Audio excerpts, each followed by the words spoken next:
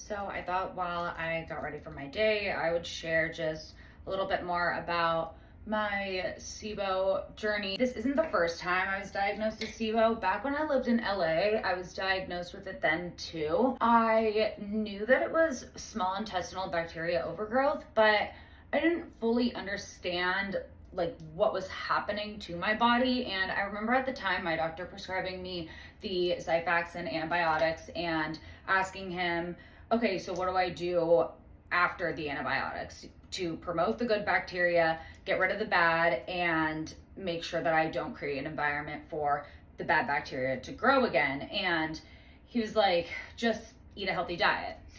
Now, I eat a healthy diet. I'm active. I eat gluten-free, dairy-free. At the time, I wasn't eating any meat at all, very plant-focused, and I really felt like that direction was so not clear at all and really wasn't going to help me in the long run, but I kind of just took the antibiotics and moved on. Now that I understand more about SIBO, I know that the reoccurrence rate is so high. So if you get it once, the chances of it coming back is very, very likely.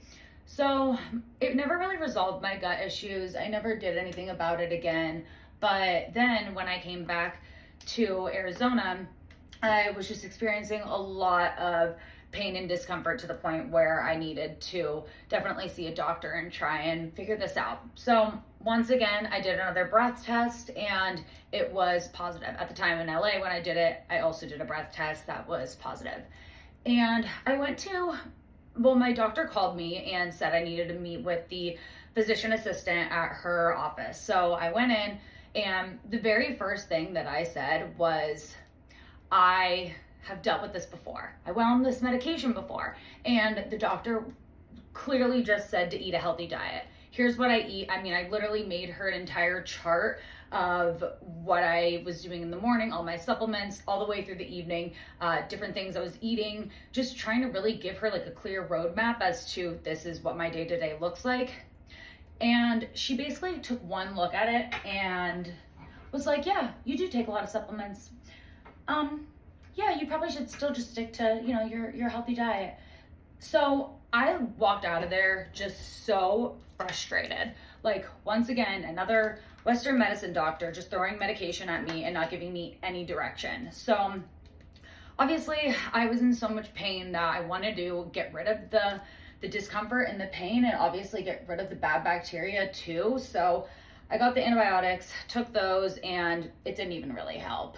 But during that time, I really realized that you've got to be your own advocate, because I went and started digging into my own research. I saw a lot of research on the carnivore diet and how that's really been helpful. So I actually used to be completely plant-based. So the fact that I even started eating meat again at all was something that was pretty hard for me to do and took quite a while to introduce back into my diet. So trying to go carnivore kind of sounded insane to me, but I was so desperate. And someone on TikTok, I think it was, like, posted, she said that she couldn't do animal protein because her SIBO was methane dominant, so that made it hard for her to digest animal protein. That's why she has SIBO, is she has the type of SIBO that she can't even digest that kind of protein. So that's when I really was like, I need help, and I'm gonna go see a naturopath. The Western medicine route obviously just isn't working for me, so I need a little bit more hand-holding and somebody who's gonna take more of like a holistic approach to have. I mean, I don't know if it's methane dominant. I don't even know what that means. I did the test through TrioSmart. So I called TrioSmart and I said, hi, I just did the breath test. Can I have my results? And of course, they took my information and then they were like, yeah, here, and they sent them to me. This couldn't be more clear. I mean, literally, it was like completely laid out for me. This test tests the 3 highest gases in the digestive tract. That's why this test is the best, blah, blah, blah, blah, blah. And completely very easy to read, the 3 gases. One of them was methane, which obviously that's the one that girl was talking about. And then another one, and then the other 2 were just, I think it was like H2 and I don't know, something else, something that I just didn't even know what they were. But it literally said that It said normal, normal, abnormal. Okay, hold on. I can't do this on camera. The one says abnormal. I'm like, okay, what's the abnormal one? It says H2. Literally, I Google what is H2. So that means that it is hard for me to digest sugar. And I don't know why my doctor couldn't just say that. I mean, seriously, like give me the antibiotics, sure, do what you need to do, but like at least let me know what kind of SIBO we're working with. Like at least give me some form of guidance. Like I was so frustrated because it's not like I was reading some crazy blood work that was like complicated and only a doctor could read. I mean, this was like so clear. My doctor didn't even give me those results. I had to call the company to get them. I mean, like ridiculous.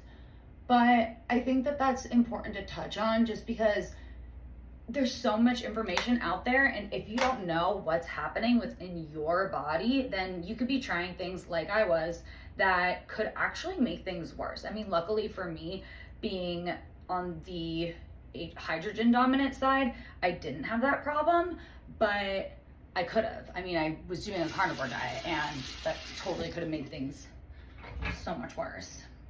So if I have any advice, A, be your own advocate. Really, if you're not getting the answers that you want from a doctor, find another doctor, do your own research, and go to them with information and say, this is what I think is happening. And really just be the person to tell them, because they are doctors, but they don't know everything. And at the end of the day, we're all just human beings trying to get by, but no one knows your body better than yourself. So I would definitely say that getting tested is one of the most important things, but secondly, making sure that you're getting the results and understanding the results so that you can really do the best protocol possible to heal you and your body and really prevent it from reoccurring, because the reoccurrence rate is so high. Hopefully this can help somebody else, and let me know if you guys have any other tips for long-term getting rid of all this. Oh, and lastly, I also think that doing a combination of Western medicine along with more of a holistic approach is probably a great idea. It's not the cheapest thing, but your health is worth it. And I knew that it was worth it for me. I mean, I'm trying to plan a wedding right now and I'm trying my best to save as much money as possible, but if I'm not feeling my best, then I knew I wasn't going to be able to actually even want to spend the time planning a wedding and enjoy the process. And I knew that I wanted to do everything that I could to make sure that I was feeling good in my body and getting rid of anything that was like bad and negative and bringing me down, so that I can, be happy during this whole process and also feel my best, not only for the big day, but everything leading up to the big day too.